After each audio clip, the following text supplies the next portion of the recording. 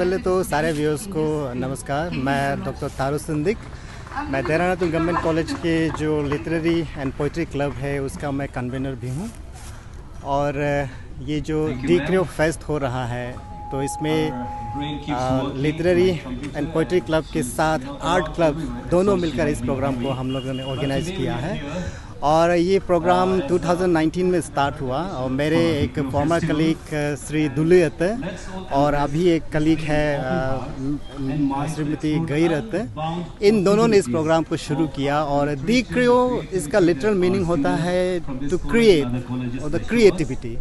तो इस दी क्रियो के माध्यम से हम लोग कोशिश करते हैं कि हमारे जो स्टूडेंट्स हैं उसके अंदर की जो क्रिएटिविटी है उस क्रिएटिविटी को किस तरह से बाहर लाए in the form of art, poetry, story telling, किसी भी तरह की जो क्रिएटिविटी है तो उसको बाहर लाने के लिए एक प्लेटफॉर्म की तरह ये अब बन चुका है। तो ये हमारे कॉलेज का एक एनुअल फंक्शन भी हो गया है।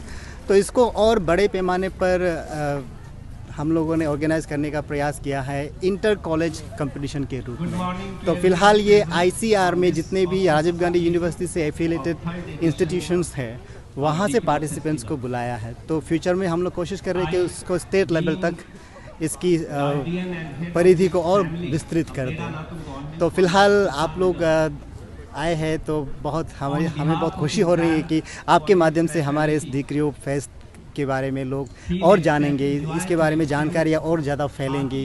तो बहुत बहुत थैंक यू और हम उम्मीद करते हैं कि आप सब पे एंजॉय करेंगे। मोटो शायद मैंने अभी बता ही दिए कि बहुत सारे ऐसे स्टूडेंट्स हैं जिसके पास बहुत सारे क्रिएटिव पावर्स हैं लेकिन उनको एक सही मंच नहीं मिल पाता। तो उनको ये एक मंच की तरह है जहाँ पर ये आते हैं, आकर अपने टैलेंट को शोकेस करते हैं, चाहे वो फाइन आर्ट्स हो, चाहे वो पोइट्री हो, चाहे वो स्टोरी टेलिंग हो, this all are the parts of creativity. तो उसके अंदर के हिडन टैलेंट को एक्सप्लोर करने के लिए they can explore by themselves.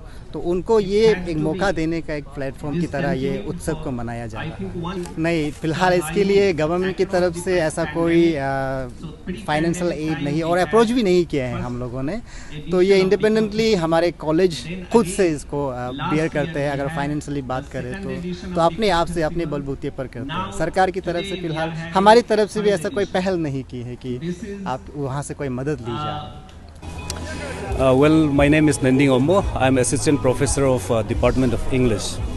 Yes, sir. So, what is the motto of the Creo Fest? The Creo Fest we started in the year 2019, and I'm told that when our faculty members, that time I was not here, the faculty members who started the Creo, they had that intention that something new has to be created, and that's why the word Creo has been taken a verb. And we are trying to explore the talents, the hidden talents of our students, though we are in a very amateurish way and we are learning it, but still we want to give the platform to the students so that they can express their arts and their talents. So since it's the third edition, are you trying to, have you tried to inculcate different things in different editions? Yeah, every year different things are being done, and like in the formal session I already told you, last year while we were having this Di Creo Festival, the second edition, we had sent some photographs and videographs to Arunachal Yuva Samanvay, the organizers, and immediately they called us. So every year new things are coming up. Even this year, if you look around, if you had been last year and if you are visiting this time again, you will see the difference of the installations, the art quality, and even the activities that we are inculcating. This evening we are having poetry recitation, even storytelling. Storytelling is new thing this year. So every year we are bringing up one by one new things, and the old things that we have been doing, which are successful, we are continuing it. So is it only for the students or others can participate? Basically, we are focusing on the students, not just of this Deranatun Government College. Like this year also, we are organizing art and drawing competition. Other institutes of ICR, they are participating here. This is open to everyone, where they can express their talents in the field of art and literary.